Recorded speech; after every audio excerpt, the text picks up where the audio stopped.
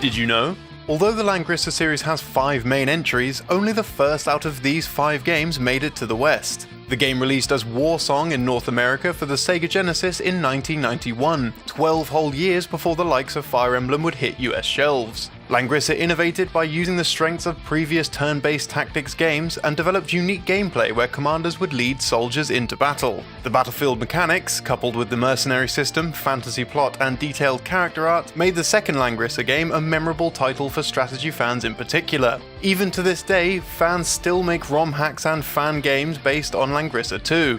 After creating 5 main Langrisser titles, the series' core development team left Masaya Games and merged with Atlus in 2001. They would then go on to work on titles such as Shin Megami Tensei Devil Survivor.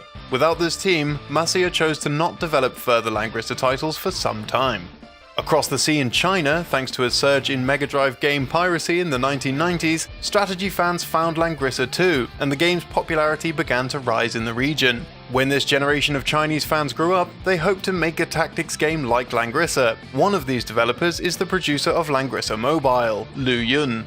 Lu and his colleagues wanted to make a tactics game as interesting as the games they played when they were children. He told Famitsu, "We think it's our responsibility to pass on the classics and let more young people know that there is such an interesting genre of games." The team opted to revive the Langrisser series, which had been practically abandoned decades earlier, rather than creating a new IP. This was because of the impact Langrisser had had on the team growing up. However, market tastes change as time goes by, and many classic franchises become discontinued. Many developers who once made strategy games have shifted their focus away from the slower-paced strategy games to more popular shooter and action games. Knowing this made reviving Langrisser especially risky, as tactics games require a lot of planning and refinement. Although the development process may be a little difficult, the team felt that the mobile games market had homogenized, and unique games like Langrisser had a chance at becoming breakout hits. More traditional tactics games, such as Nintendo's Fire Emblem Heroes, made over 5 times as much revenue as Super Mario Run, illustrating that as long as strategy RPGs are well made, they can still hold their own.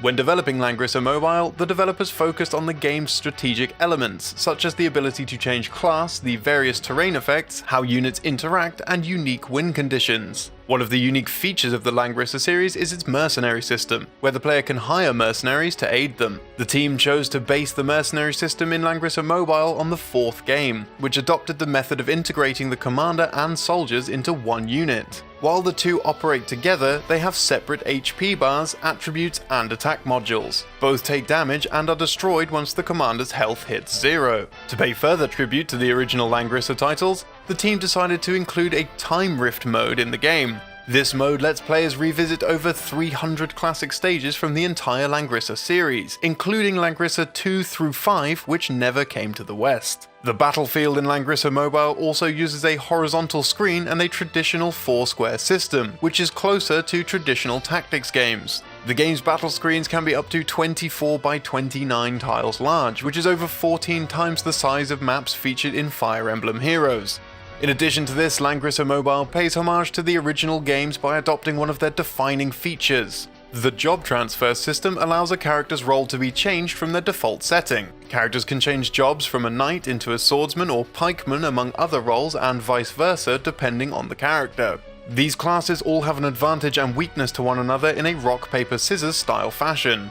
Lu Yun said, "Each hero has multiple class paths and is free to switch between classes. Depending on the switch and skill set, there are many possibilities for the same hero to play. It's the essence of the original and we want to preserve it." Although some players struggle with this during the game's internal testing, seemingly hard stages can be beaten if the player experiments enough with their team. The job system may be difficult for newcomers to grasp quickly, but Lu Yun believes it's a learning curve that is necessary in order for people to truly understand the appeal of strategy RPGs.